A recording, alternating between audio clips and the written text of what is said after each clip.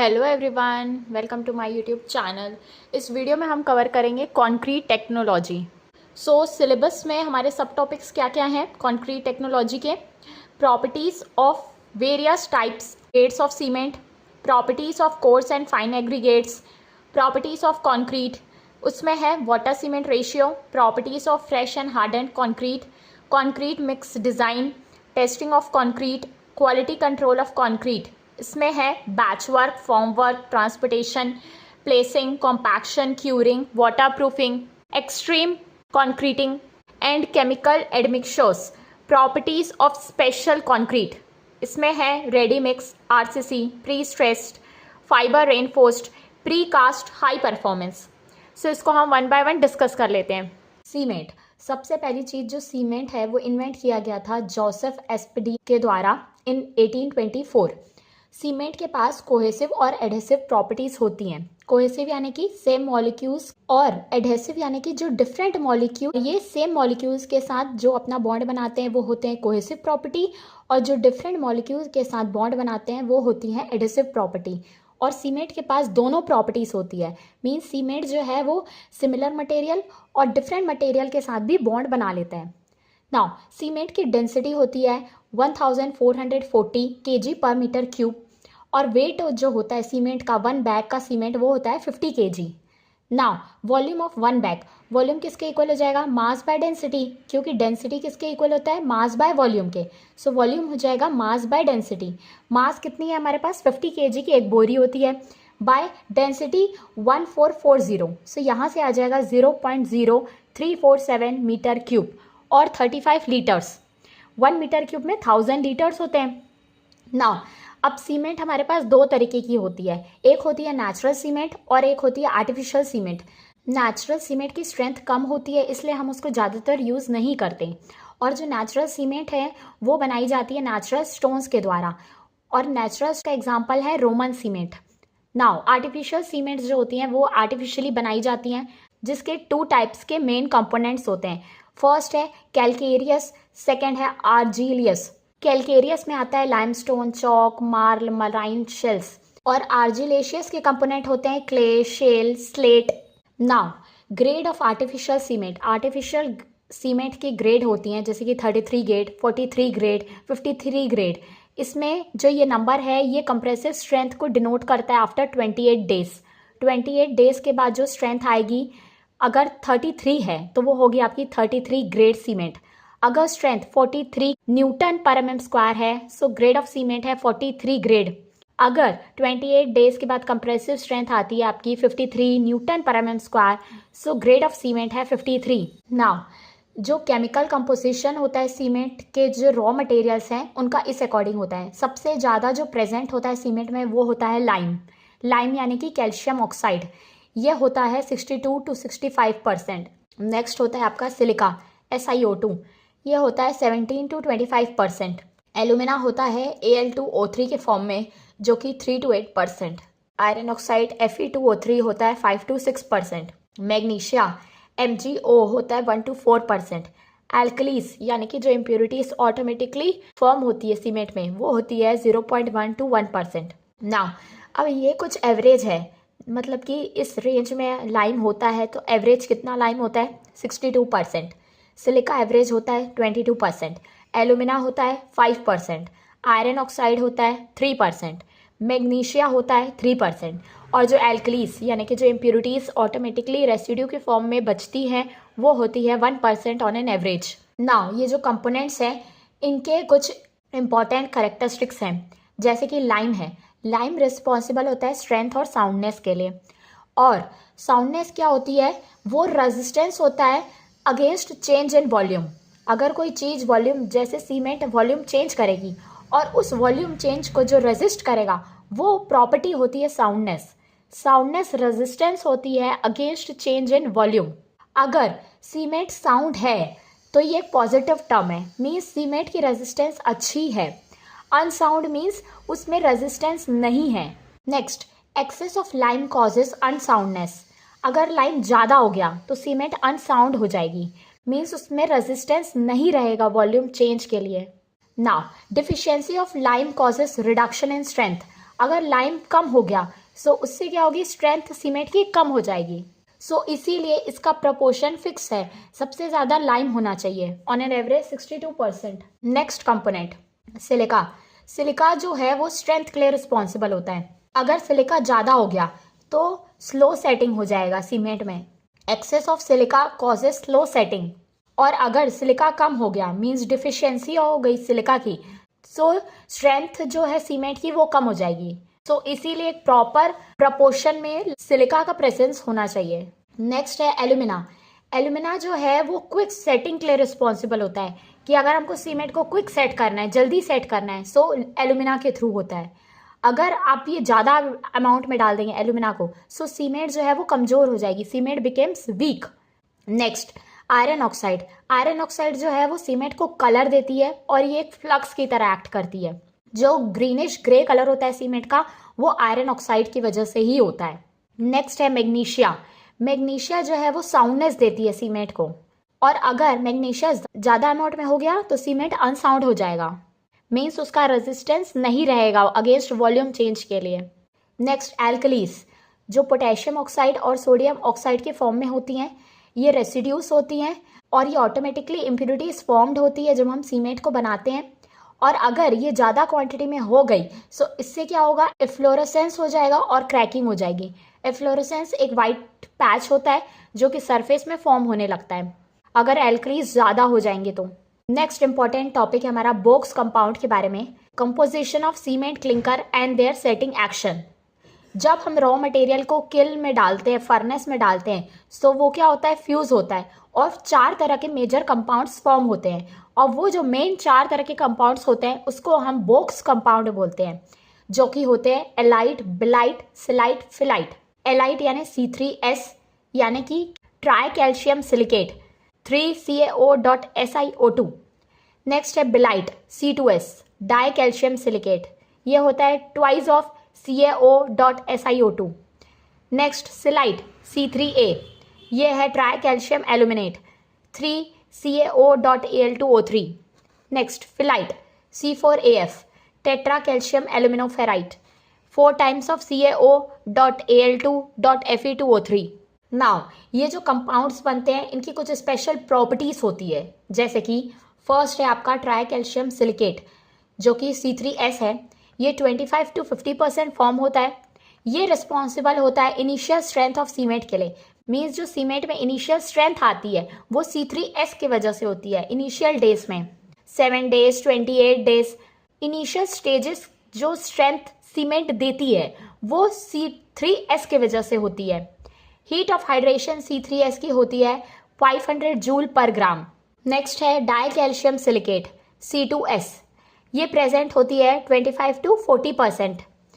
ये रिस्पॉन्सिबल होती है अल्टीमेट स्ट्रेंथ या final strength of cement, means जो सीमेंट में फाइनल स्ट्रेंथ आती है वो आती है C2S की वजह से, मीन्स डाई कैल्शियम सिलिकेट की वजह से। 1 साल के बाद जो अगर स्ट्रेंथ सीमेंट में आएगी वो C2S की वजह से आएगी। Next heat of hydration C2S की होती है 260 जूल पर ग्राम। नेक्स्ट है ट्राई कैल्शियम एल्यूमिनेट C3A, ये प्रेजेंट होता है 5 to 11%। ये रिस्पॉन्सिबल होता है इनिशियल सेटिंग टाइम के लिए। इनिशियल सीमेंट को सेट होने में कितना समय लगेगा वो डिटरमाइन करेगा आपका कि सीमेंट में C3A कितना है। हीट ऑफ हाइड्रेशन C3A की है 865 जूल पर ग्राम। C3A रिस्पॉन्सिबल रहता है फ्लैश सेटिंग के लिए। नेक्स्ट टेट्रा कैल्शियम एल्यूमिनोफेराइट C4AF, ये प्रेजेंट होता है 8 to 14%। ये रिस्पॉन्सिबल होता है फ्लैश सेट के लिए और इसमें जो हीट जनरेट होती है वो कम होती है। फ्लैश सेट मतलब कि जल्दी से सेट हो रहा है, अगर सीमेंट जल्दी सेट हो रहा है मीन्स ये कंपाउंड फ्लैश सेटिंग के लिए रिस्पॉन्सिबल होता है C4AF। हीट ऑफ हाइड्रेशन होती है 420 जूल पर ग्राम। नाउ जब हम सीमेंट में पानी डालते हैं तो पानी हमको ज़्यादा नहीं डालना है, सीमेंट में एक प्रपोर्शन से हम पानी को ऐड करेंगे ताकि स्ट्रेंथ अच्छी रहे सीमेंट की। नाउ अब टोटल जो वाटर की रिक्वायरमेंट होती है वो होती है 38% water bye weight of cement. जितना आपका सीमेंट का वेट है उसका 38% पानी की जरूरत पड़ती है प्रोसेस को कंप्लीट करने के लिए, पूरे प्रोसेस को। मगर इसमें जो 23% है और 15% 38% होता है, जो 23% होता है वाटर का बाय वेट ऑफ सीमेंट वो रिक्वायर होता है कि हाइड्रेशन को स्टार्ट करने के लिए। हाइड्रेशन अगर स्टार्ट होगा तो 23% पानी से स्टार्ट हो जाएगा ना। जो 15% जो एक्स्ट्रा पानी रिक्वायर होता है सीमेंट में, वो होता है कि वो वॉइड्स को फिल हो पाए।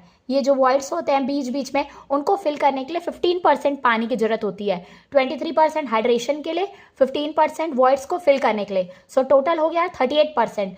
नाउ साउंडनेस क्या होती है? एक रेजिस्टेंस होती है अगेंस्ट वॉल्यूम चेंज के लिए।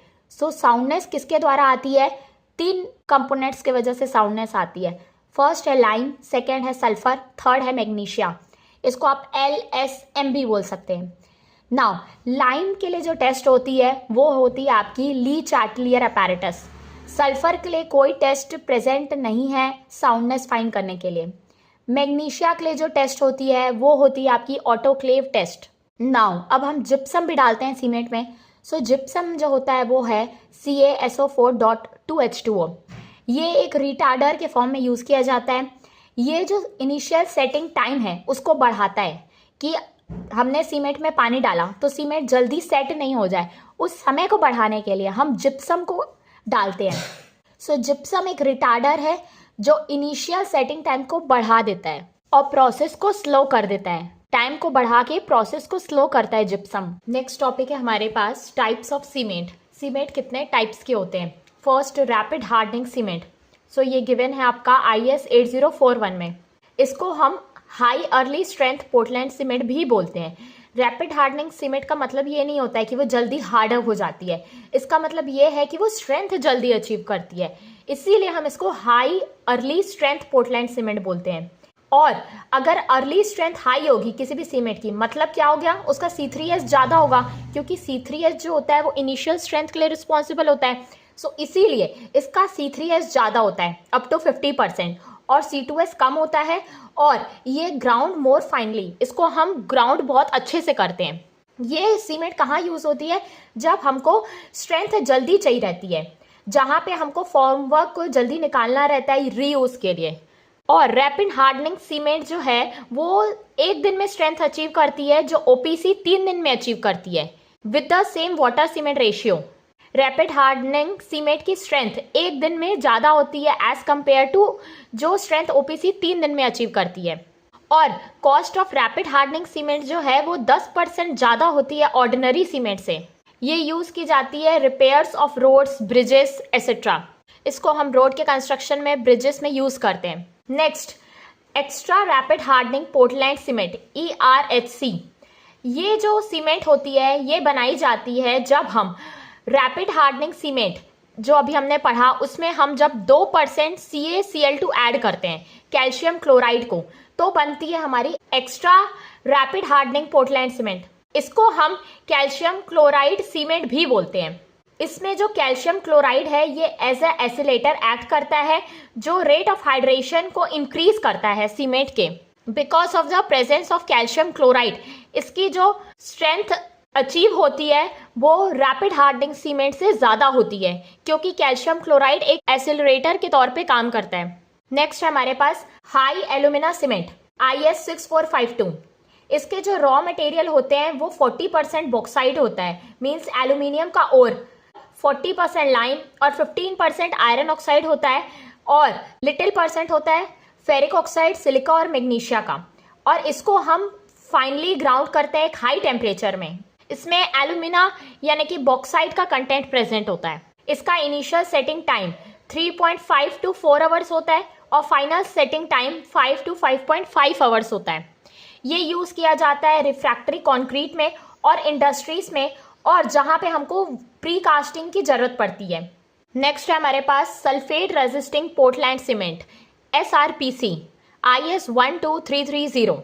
इसमें C3A का कंटेंट कम होता है, 5% से भी कम, क्योंकि इसको सल्फेट को रेजिस्ट करना है, इसीलिए C3A के कंटेंट को कम रहना चाहिए। ये सीमेंट बनाई जाती है C3A और C4AF के कंटेंट को कम करके और C3S और C2S के कंटेंट को बढ़ा के, क्योंकि जो सल्फेट रेजिस्टिंग कैपेसिटी होती है वो C3S और C2S की ज़्यादा होती है, इसीलिए इसके कंटेंट को हम बढ़ाते हैं और इसके कंटेंट को हम कम करते हैं। ये यूज़ की जाती है मरीन स्ट्रक्चर्स में और जहाँ पे हमको सीवेज का ट्रीटमेंट करना रहता है।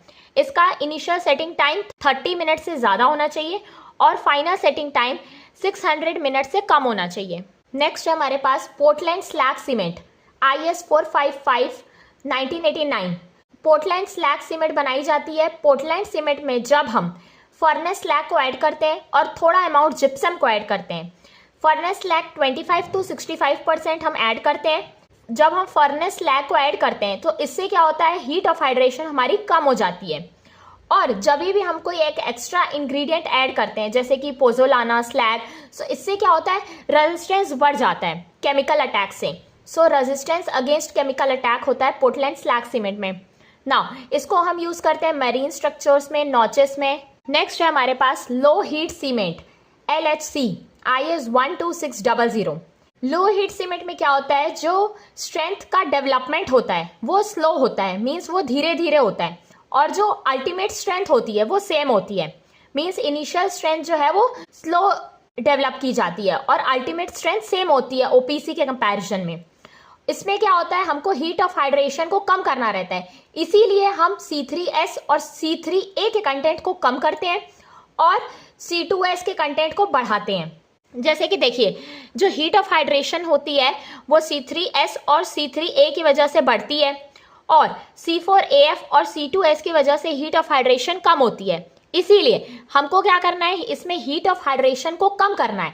सो हमको क्या कम करना पड़ेगा, इसके कंटेंट को कम करना पड़ेगा। सो हम इसके कंटेंट को कम करते हैं और इसके कंटेंट को बढ़ा देते हैं, क्योंकि इसके वजह से हीट ऑफ हाइड्रेशन तो कम होती है, इसको थोड़ा सा और बढ़ाएंगे तो हीट ऑफ हाइड्रेशन और कम हो जाएगी। इसीलिए हम लो हीट सीमेंट में C3S और C3A के कंटेंट को कम करते हैं और C2S के कंटेंट को बढ़ाते हैं। ये यूज किया जाता है मास कॉन्क्रीटिंग ऑफ ग्रेविटी डैम में। लो हीट सीमेंट में क्या होता है, जो स्ट्रेंथ होती है वो OPC के कंपैरिजन में लेट अचीव होती है। सो जो स्ट्रेंथ लो हीट सीमेंट में 3 दिन में अचीव होती है वो OPC 1 डे में अचीव होती है, और जो स्ट्रेंथ OPC में 3 डेज में अचीव होती है वो लो हीट सीमेंट में 7 डेज में अचीव होती है। लो हीट सीमेंट का पर्पस ये होता है कि जो स्ट्रेंथ का डेवलपमेंट है वो स्लो होता है। नेक्स्ट हमारे पास Portland pozzolana cement IS 1489। Portland pozzolana cement बनाई जाती है पोजोलैनिक मटेरियल को ऐड करके। उसको हम सीमेंट में ऐड करते हैं। सीमेंट प्लस वाटर क्या होता है, सीमेंट यानी लाइम, वाटर यानी H2O। सो ये क्या हो जाएगा, कैल्शियम हाइड्रोक्साइड। वाटर तो ऑलरेडी प्रेजेंट होता है, सो ये बनता है हमारा CHS जेल। पोजोलाना मटेरियल जो होते हैं उनकी कोई भी बाइंडिंग प्रॉपर्टी नहीं होती है। पोजोलाना बेसिकली एक वॉल्केनिक पाउडर के फॉर्म में होते हैं जो इटली में फाउंड किए जाते हैं नियर वर्सुवियस। इसकी कोई भी बाइंडिंग प्रॉपर्टी नहीं होती, लेकिन जब ये सीमेंट के साथ मिलते हैं सो इनकी बाइंडिंग प्रॉपर्टी बहुत तेजी से बढ़ जाती है। Pozzolana has no cementing properties itself but has the property of combining with lime to produce a stable lime pozzolana compound which has definite cementitious properties. जब ये सीमेंट के साथ एड अप होते हैं तो इनकी बाइंडिंग प्रॉपर्टी बहुत जबरदस्त हो जाती है। सो जब भी हम ये सीमेंट बनाते हैं सो इससे क्या होता है, कॉस्ट का रिडक्शन हो जाता है, हीट ऑफ हाइड्रेशन कम हो जाती है, केमिकल रेजिस्टेंस पावर बढ़ जाता है, क्योंकि इसमें हमने एक एक्स्ट्रा मटेरियल ऐड किया है पोजोलाना। सो इसके क्या होगा, केमिकल रेजिस्टेंस बढ़ जाएगा। जब हम स्लैग ऐड करते हैं, पोर्टलैंड स्लैग, तब भी क्या होता है, केमिकल रेजिस्टेंस बढ़ जाता है, वर्केबिलिटी बढ़ जाती है। ये यूज किया जाता है मास कॉन्क्रीटिंग में और हाइड्रोलिक स्ट्रक्चर्स में। नेक्स्ट है हमारे पास quick setting cement. Quick setting का पर्पस ये होता है सीमेंट को जल्दी सेट करना।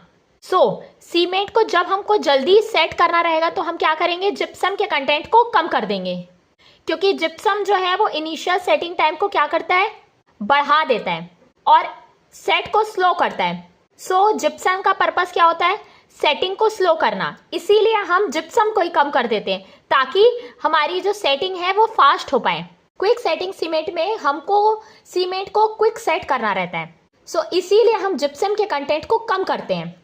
In the manufacturing of this cement, gypsum content is reduced to get the quick setting property. Also, small amount of aluminium sulfate is added. इस cement में हम थोड़ा अमाउंट एल्यूमिनियम सल्फेट का भी ऐड करते हैं। It set quickly but does not harden quickly. ये set जल्दी होती है मगर हार्डन जल्दी नहीं होती। जब आप ओपीसी ऑर्डिनरी पोर्टलैंड सीमेंट में एल्यूमिनियम सल्फेट को ऐड करते हैं विथ जिप्सम लेकिन स्मॉल क्वांटिटी में, तो आपकी बनती है quick setting cement. Initial setting time quick setting cement की होती है 5 मिनट्स और फाइनल सेटिंग टाइम मतलब 30 मिनट्स के अंदर ये सीमेंट सेट हो ही जाती है। फाइनल सेटिंग टाइम होता है 30 मिनट्स। ये यूज की जाती है अंडर वाटर कंस्ट्रक्शन में, जहाँ पे पानी ज़्यादा प्रेजेंट होता है और हम चाहते हैं कि हमारा सीमेंट जल्दी सेट हो जाए, काम हमारा जल्दी कंप्लीट हो जाए क्योंकि वाटर का ऑलरेडी प्रेजेंस है। सो इसको हम यूज़ करते हैं अंडर वाटर कंस्ट्रक्शन में। नेक्स्ट हमारी वाइट सीमेंट। वाइट सीमेंट बनाई जाती है वाइट चॉक और क्ले से, और उस टाइप के क्ले से जो आयरन ऑक्साइड से फ्री होते हैं। Iron oxide greenish grey colour देता है सीमेंट को, सो इसीलिए हम वो क्ले को यूज़ करते हैं जिसमें आयरन ऑक्साइड नहीं हो, ताकि जो हमारा सीमेंट है वो व्हाइट कलर का बन पाए।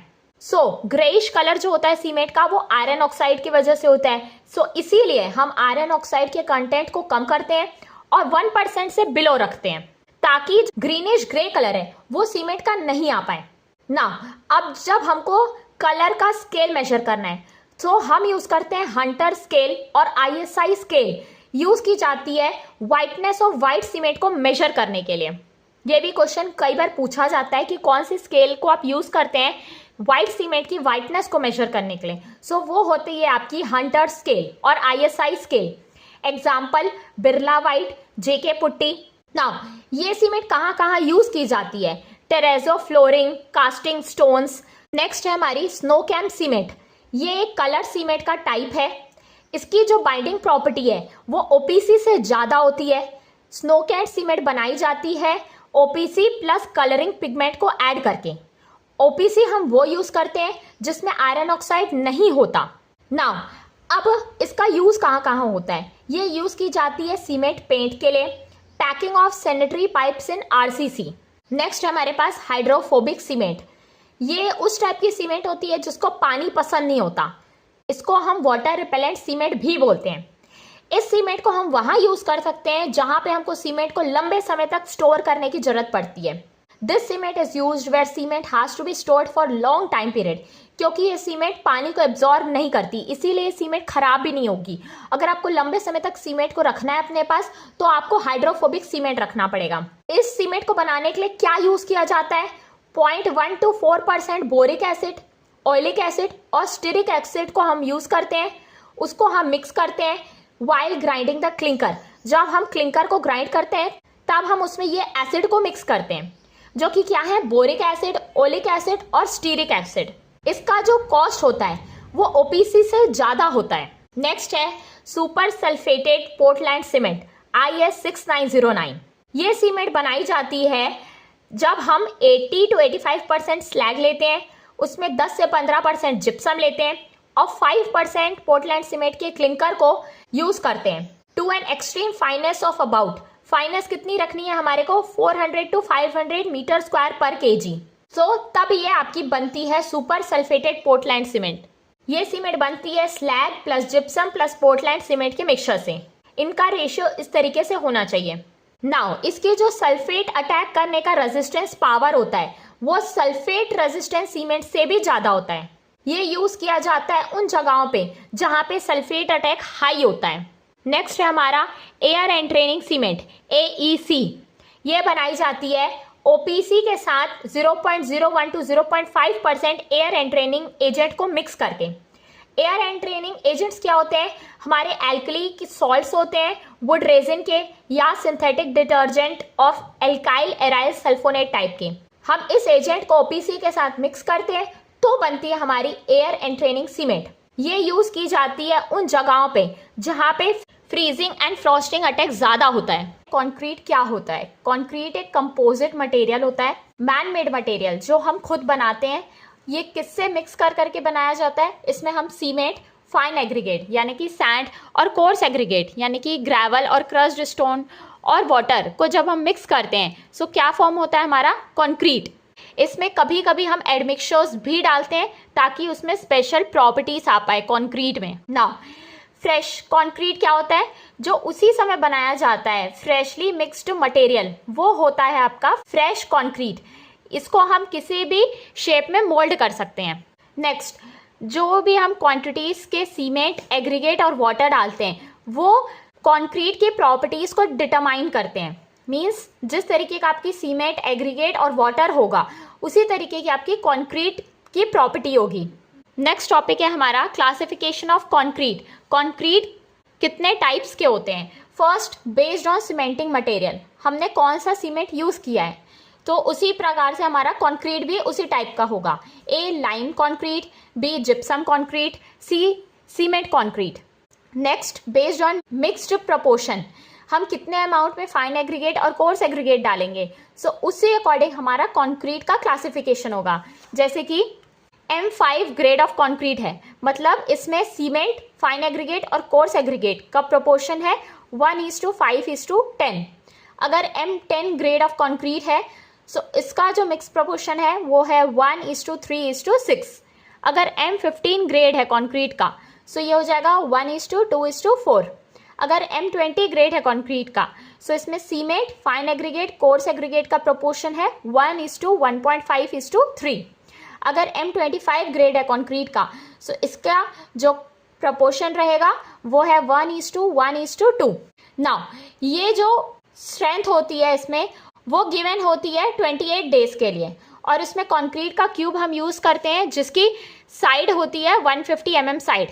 नेक्स्ट है based on bulk density. Bulk density के अकॉर्डिंग मीन्स डेंसिटी के अकॉर्डिंग कंक्रीट का क्लासिफिकेशन किस टाइप से होगा।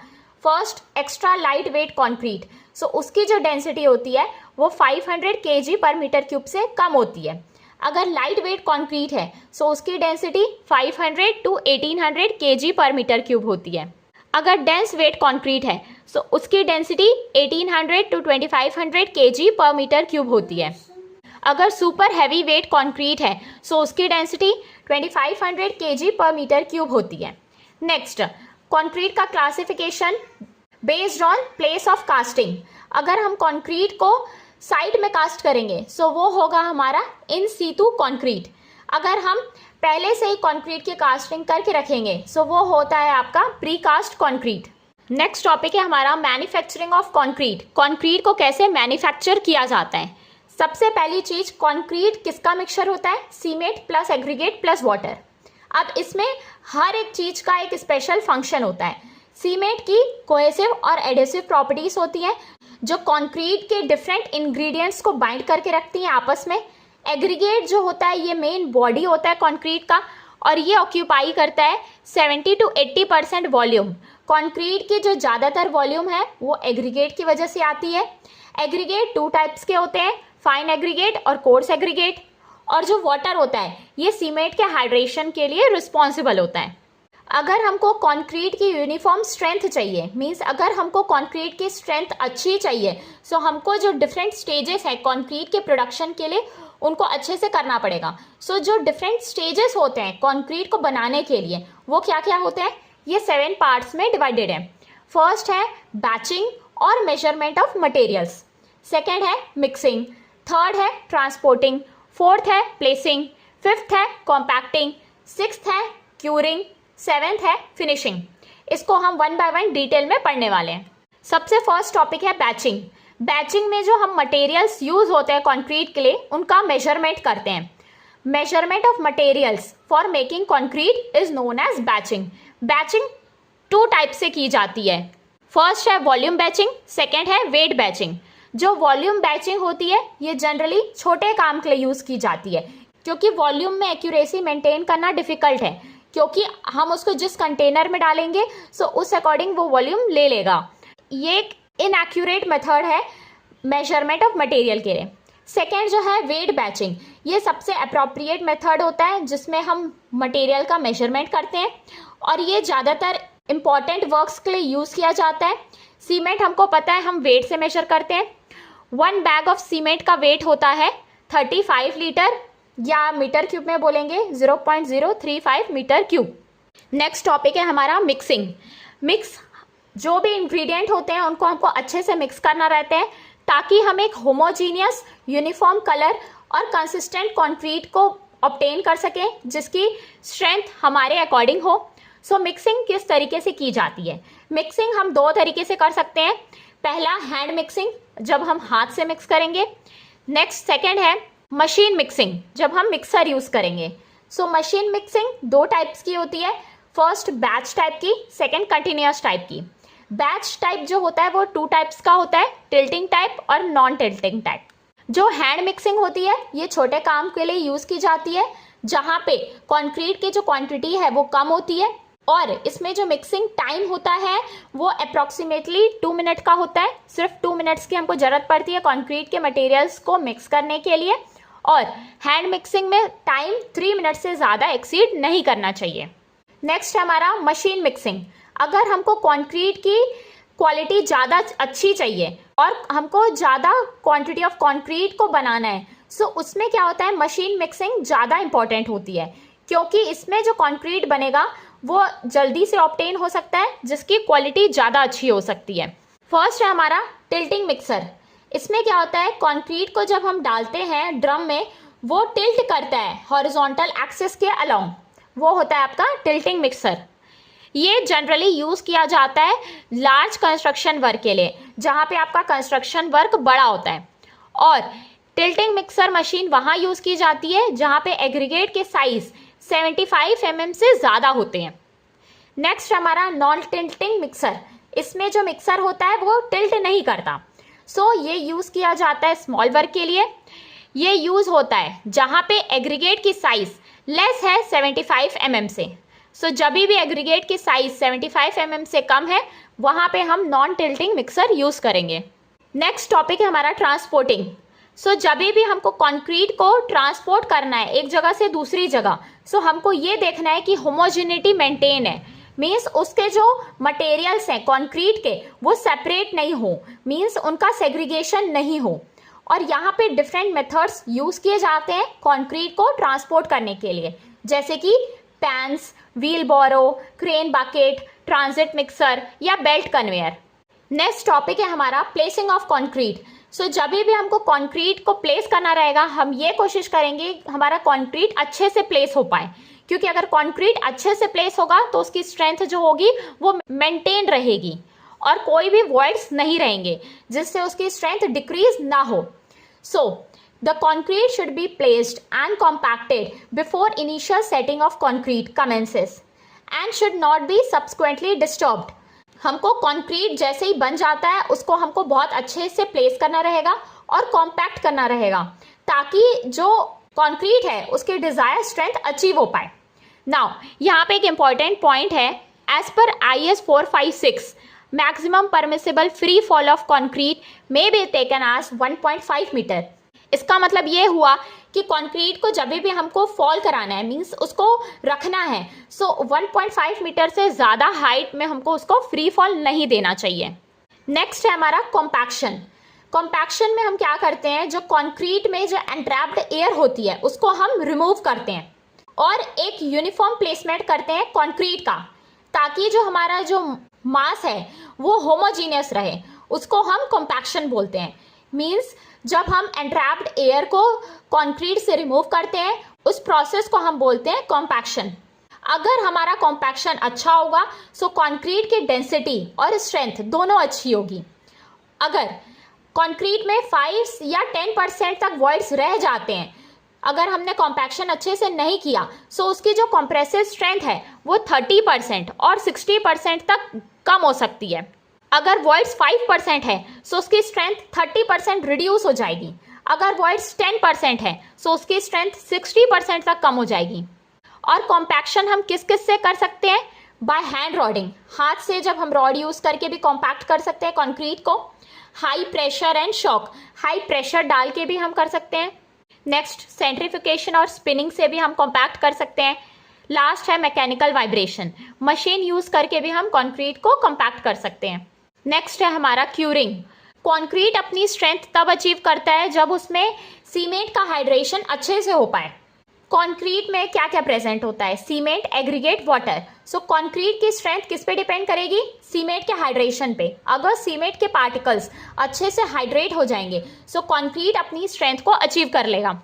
अकॉर्डिंग टू IS 456 के अकॉर्डिंग क्यूरिंग क्या होता है, क्यूरिंग एक प्रोसेस होता है जिसमें हम ये कोशिश करते हैं कि कंक्रीट से मॉइस्चर का लॉस नहीं हो। जो भी कंक्रीट की स्ट्रेंथ इंक्रीज होती है वो बहुत रैपिड होती है 3 to 7 डेज में। उसके बाद जो स्ट्रेंथ का इंक्रीज होता है वो धीरे से होता है और वो काफी लंबे समय तक चलता रहता है। और ये देखा गया है कि जो भी क्योर्ड कंक्रीट होते हैं, मींस जिसमें क्योरिंग हो जाती है 7 दिनों तक, उनकी स्ट्रेंथ 50% ज़्यादा होती है। किसके कंपैरिजन में? ड्राई, जो भी कंक्रीट ड्राई पड़े रहते हैं काफ़ी लंबे समय तक।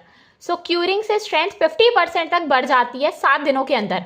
अगर हम कंक्रीट को 1 महीने तक क्यूरिंग करते हैं, सो स्ट्रेंथ होती है कंक्रीट की वो डबल होती है as compare to those in dry air, जो ड्राई एयर में पड़े रहते हैं। Now different methods of curing. Curing के कितने मेथड्स होते हैं? फर्स्ट है शेडिंग कंक्रीट वर्क। अगर आप कंक्रीट को शेड करके रखेंगे तो भी कंक्रीट का मॉइस्चर का लॉस नहीं होगा। सो ये भी हम बोल सकते हैं क्यूरिंग का मेथड है। Covering concrete surface with wet bags. गीले बैग से कंक्रीट को ढक देंगे, सो तब भी कंक्रीट में मॉइस्चर मेंटेन हो पाएगा। Sprinkling water on concrete surface. Concrete surface के ऊपर पानी छिड़कना। Next पॉन्डिंग method. पॉन्ड बना बना के पानी को कंक्रीट के ऊपर जमा करना। Next steam curing recommended for precast concrete member. Steam से क्योर करना प्रीकास्ट कंक्रीट मेंबर को। Applying curing compounds. Curing compounds को कंक्रीट के ऊपर अप्लाई करना। नेक्स्ट टॉपिक है हमारा फिनिशिंग। फिनिशिंग एक ऐसा प्रोसेस होता है लेवलिंग का और स्मूथिंग का, जिसमें हम कंक्रीट के टॉप सरफेस को प्लेन करते हैं ताकि उसमें जो अपीयरेंस है वो क्लियर हो पाए। और ये किस तरीके से किया जाता है? श्रेडिंग, फ्लोटिंग और ट्रोलिंग से। श्रेडिंग का मतलब क्या होता है? जो भी एक्सेस कंक्रीट होता है, जो भी टॉप सरफेस में आ जाता है, उसको हटा देना, स्ट्राइक कर देना, स्ट्राइकिंग ऑफ कर देना, वो होता है स्क्रीडिंग। फ्लोटिंग क्या होता है? जब हम इरेगुलरिटीज को सरफेस ऑफ कंक्रीट से हटाते हैं, जो स्क्रीडिंग के बाद इरेगुलरिटीज बचती है उसको हटाते हैं जब हम एक वुडन फ्लोट से, इस तरीके से आपका वुडन फ्लोट होता है, इसको हम कंक्रीट के ऊपर चलाते हैं ताकि जो इरेगुलरिटीज हैं वो हट जाए। वो हटती हैं फ्लोटिंग के द्वारा, जो कि 1.5 मीटर लॉन्ग होता है। ये वुडन का फ्लोट होता है और 20 सेंटीमीटर वाइड होता है और ये इसका हैंडल होता है। ये एक वुडन फ्लोट है। नेक्स्ट हमारा ट्रॉलिंग। ट्रॉलिंग में हम फाइनल फिनिशिंग देते हैं पूरे एक्सेस वाटर को हटा के, ताकि एक स्मूथ फिनिश आ पाए। नेक्स्ट टॉपिक है हमारा मैच्योरिटी ऑफ कंक्रीट। जो भी कंक्रीट की स्ट्रेंथ होती है वो किस पे डिपेंड करेगी? एक तो पीरियड ऑफ, मींस आपने क्यूरिंग कितने समय तक किया है, दैट इज एज, और टेम्परेचर क्या आपने मेंटेन किया है क्यूरिंग के टाइम। सो उसमें कंक्रीट की स्ट्रेंथ डिपेंड करेगी। जनरली जो स्ट्रेंथ ऑफ कंक्रीट होती है उसको हम मैच्योरिटी बोलते हैं, जो कि दोनों पे डिपेंड होती है, एक एज में और एक टेम्परेचर में। सो यहाँ पे जो प्रोडक्ट होता है पीरियड इनटू टेम्परेचर, यानी कि एज, कितने समय तक आपने किया, कितने टेम्परेचर में किया, उसको बोलते हैं मैच्योरिटी ऑफ कंक्रीट। ये मेजर किया जाता है डिग्री सेल्सियस आवर्स में या डिग्री सेल्सियस डेज में।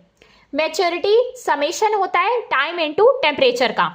Now factors affecting strength of concrete. कौन कौन से फैक्टर कंक्रीट की स्ट्रेंथ को इफेक्ट करते हैं? फर्स्ट है water cement ratio. So water cement ratio क्या होता है? जो भी ratio weight of water to weight of cement होता है वो होता है water cement ratio. So generally पानी ज्यादा नहीं होना चाहिए। अगर पानी ज्यादा है सो स्ट्रेंथ जो होगी कंक्रीट की वो डिक्रीज हो जाएगी। सो ये एक रेशियो मेंटेन होना चाहिए पानी का सीमेंट के साथ। नेक्स्ट है हमारा एज ऑफ कंक्रीट। कंक्रीट की स्ट्रेंथ एज के साथ बढ़ती है और सबसे ज्यादा होती है 28 डेज में।